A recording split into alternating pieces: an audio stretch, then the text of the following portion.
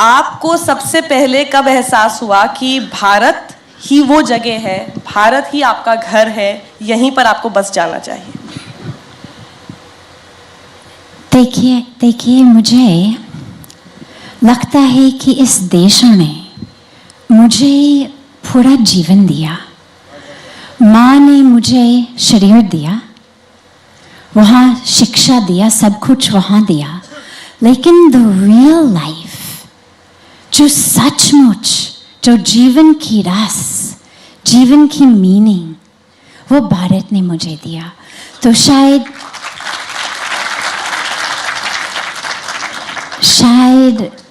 Skin की रंग जो है शायद हिंदुस्तानी नहीं लगता है, लेकिन दिल तो जरूर हिंदुस्तानी है।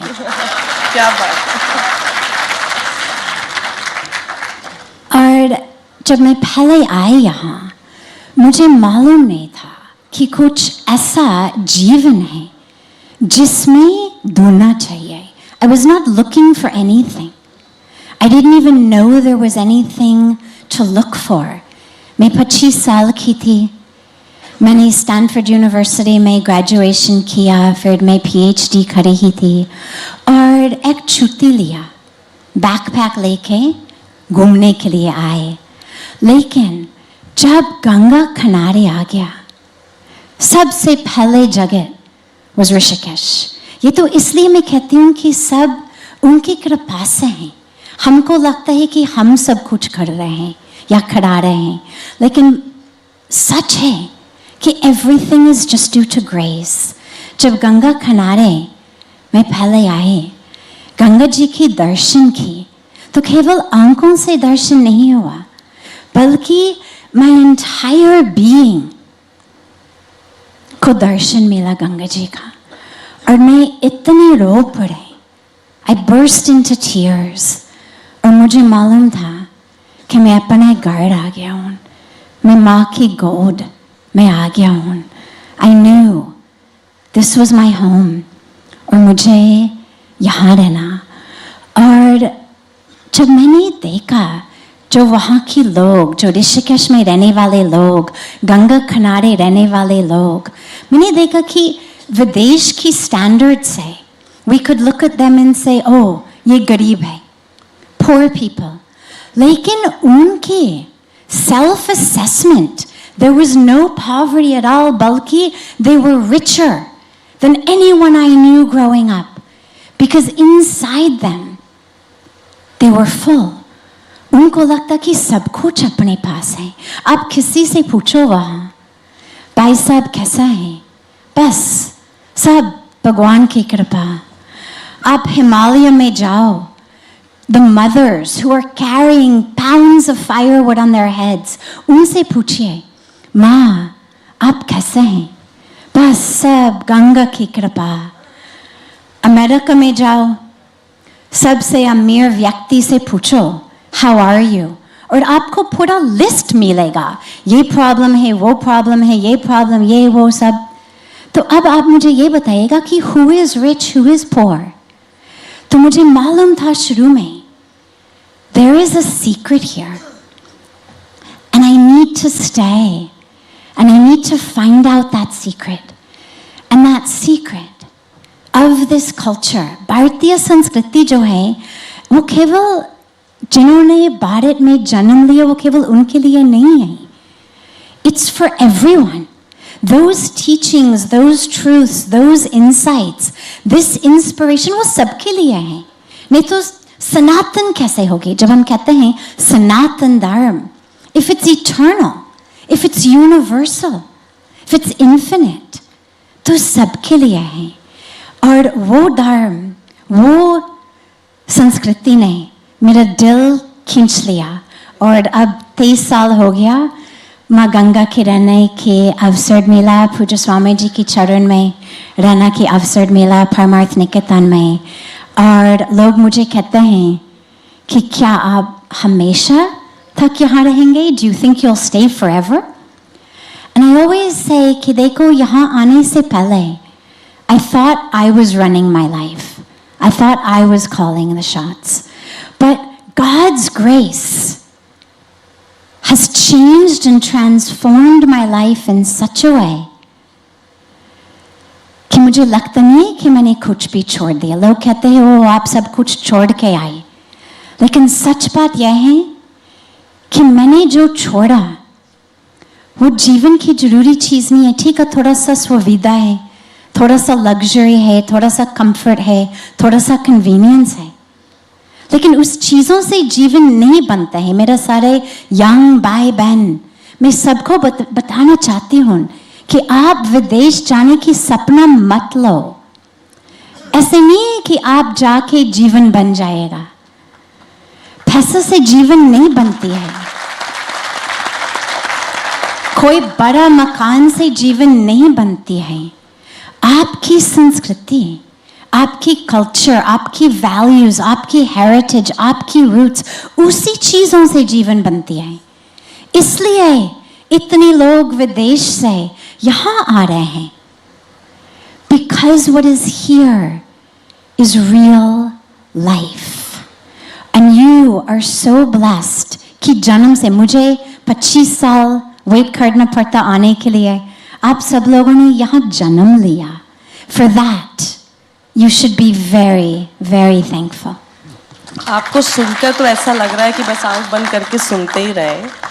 और मुझे पता है कि ज़्यादातर यंगस्टर्स के दिमाग में यहाँ पे ये चल रहा है कि अच्छा 25 साल की उम्र में आई थी, 23 साल से यहाँ पर है, मतलब 50 को अप्रोच कर रही है. ये लगती कहीं से नहीं है. उन्होंने बोला कि स्पिरिचुअलिटी हमारे देश में है और हमको स्पिरिचुअल होना चाहिए, और हम लोग बहुत लकी हैं कि हम यहाँ पर हैं जो कि एक स्पिरिचुअल नेशन है.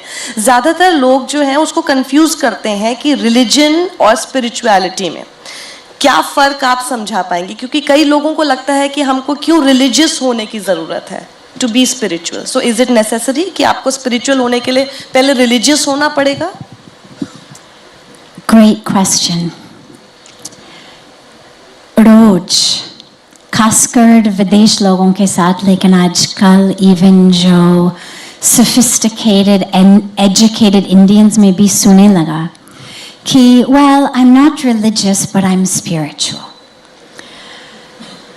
Religion के जो मूल है, हमको भगवान से जोड़ना है. That's what religion was given to us for. कि कैसे भगवान से जाने और कैसे भगवान के पास जा सकते हैं. How to know God, how to connect with which grounds us, anchors us, centers us, fills us. Let us refuse to be co-opted into political dogma. But let us stay true to that connection to God. And that is what religion is. वो spirituality से वो connection आता है. Spirituality का मतलब of the spirit. देखो, जीवन में दो तरीके जीने का. एक मटेरियल की दृष्टि से. मटेरियल की दृष्टि से कहते हैं मैं अपने शरीर हूँ. मैं कौन हूँ? मैं ये शरीर हूँ. मैं 5'3" हूँ, मैं 120 pounds हूँ, मैं 47 years हूँ, मैं लेडी हूँ, मैं उसी मतलब ये मैं हूँ. ये मटेरियल की दृष्टि से. और मटेरियल की दृष्टि से हम दोनों के बीच में एम्प्टी स्पेस हो. फिर आप कौन हैं? आप एक लेडी है, आप इतनी हाइट है, इतनी वेट है, आप ऐसे लगता है. मेरा बैकग्राउंड ऐसा है, आपकी बैकग्राउंड ऐसा है, और हम दोनों के बीच में स्पेस है. सुना था कि आप भारत की तरफ इसलिए आई थी क्योंकि आप वेजिटेरियन थी और आपको लगा कि एक सिर्फ भारत ही है जहाँ पर बिल्कुल बिना किसी मिलावट का वेजिटेरियन खाना आपको मिल पाएगा. क्योंकि हम भी जब यहाँ से कहीं बाहर जाते वेजिटेरियन के नाम पर एग तो मिलता ही मिलता है. तो ये जो आपका वेगन टर्न होना था, क्या आपके परिवार में सब लोग वेजिटेरियन ही थे या आप बस घूमना चाहती थी लेकिन फिर आपने सोचा कि नहीं वेजिटेरियन होने की वजह से मैं भारत आती हूँ? ये भी एक क्या कारण था आने का? मैं 15 साल की उम्र में वेजिटेरियन बन गई. उसकी पूरी स्टोरी मुझे मालूम है कि समय की मर्यादा की वजह से मैं पूरा स्टोरी नहीं बताऊंगी, लेकिन मैं पूरा वेजिटेरियन बन गई. और मैं बहुत ट्रैवल करती थी. फैमिली के साथ, दोस्तों के साथ, और मैंने ये देखा कि पक्का वेजिटेरियन खाना मिलना बहुत मुश्किल है बाहर. कि आप इवन सलाद ऑर्डर करेंगे, उसी सलाद के ऊपर एग्स होगा, सलाद के ऊपर कोई मछली होगी, आपकी वेजिटेबल सूप में भगवान जाने क्या क्या डालते होंगे उसमें फ्लेवर के नाम पे. और जब इंडिया सजेस्टेड हुआ तो मुझे भारत के बारे में कुछ मालूम नहीं था. एक ही चीज़ मुझे मालूम था कि कम से कम मैं आराम से खा पाऊंगी, कम से कम मैं इवन भाषा ना समझते, क्योंकि हिंदी तो यहाँ आके सीख के, वो भी बच्चों के साथ घूमते घूमते बात करते करते हिंदी सीख गए. लेकिन तो मुझे मालूम था कि छोटी सी गांव में, बड़ा शहर में कोई फ़र्क नहीं पड़ता, सभी समझते हैं वेजिटेरियन. तो इसलिए मैंने हाँ किया इंडिया आने के लिए.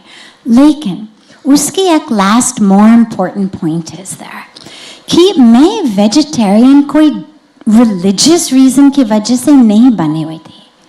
ना मेरा लाइफ में कुछ ऐसे एक्सपीरियंस हुआ कि गौ माता इज़ होली, कुछ ऐसे हुआ नहीं. It was not my culture, it was not the world I came from. मैं वेजिटेरियन इसलिए बन गई because vegetarianism is the most powerful way to take care of our Mother Earth, Mother Nature, and the world with whom we share this planet. हम कहते हैं वसुदेव कुटुंबकम, लेकिन 1 kilo मांस बनाने के लिए 16 किलो अनाज लेना है. 16 किलो अनाज से आप 16 किलो चावल बन सकते हैं, 16 किलो रोटी बन सकते हैं. यदि कॉन्टिनेंटल खाना पसंद करते तो 16 किलो पास्ता भी बन सकते हैं उससे. लेकिन 16 किलो अनाज से 16 लोगों को खिला सकते हैं. अगर आप 16 किलो अनाज एनिमल को खिलाएंगे, वो एनिमल जिससे मैं बाद में कट करके खाऊंगी, मुझको उस 16 किलो अनाज से 1 ही किलो मांस मिलेगा. इसका मतलब हर बार कि मैं नॉन वेज खाने की निर्णय लेती हूँ कि I will eat non veg, इसका मतलब कि मेरे दिमाग में ये आ गया कि I deserve the food for 15 other people. Let them go hungry, let them die of starvation, क्योंकि मुझे मांस खाना है. रोज मेरे दोस्तों, रोज इतने 1000 बच्चे आर डाइंग ऑफ हंगर, भूख से मर रहे हैं, और हम लोग उनकी खाना, हमारे हैमबर्गर्स, हमारे हॉट डॉग्स, हमारे चिकन मैकनगेट्स में खा रहे हैं. मुझे ये बताओ कौन सी धर्म कहते हैं कि you with one body, one life, you deserve the food of 15 other people? है नहीं. कोई भी धर्म से, चाहे आप कहते हैं मैं रिलीजियस हूँ, चाहे हम कहते हैं मैं स्पिरिचुअल हूँ, चाहे हम कहते हैं ना रिलीजियस ना spiritual, just I am a good person. आप सोच नहीं सकते हैं कि इन लोगों को मरने दो, मुझे हैमबर्गर खाना है. और लास्टली हमारे प्लैनेट, सबको पता है क्लाइमेट चेंज में क्या हो रहा है, जल को क्या हो रहा है. महाराज जी ने शुरू की इनाग्रल सेशन में बताया कि 2030 तक भारत में we will have only half the water that is needed, half the drinking water. 2040 में पूरा विश्व में ऐसी स्थिति होगी.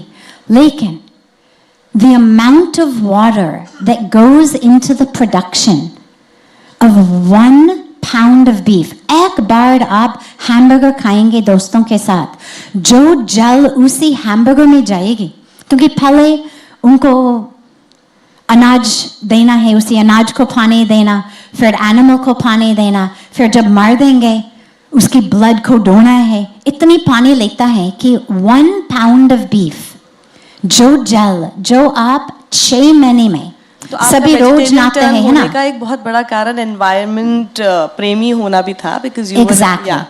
जो हमारे पास होता है सबसे पहले हमें उसकी वैल्यू करनी चाहिए। कोई ज़रूरी नहीं है कि कोई बाहर से आके हमको ये बात बताए कि हम कितने लकी हैं कि हम किस धरती पर जन्मे हैं।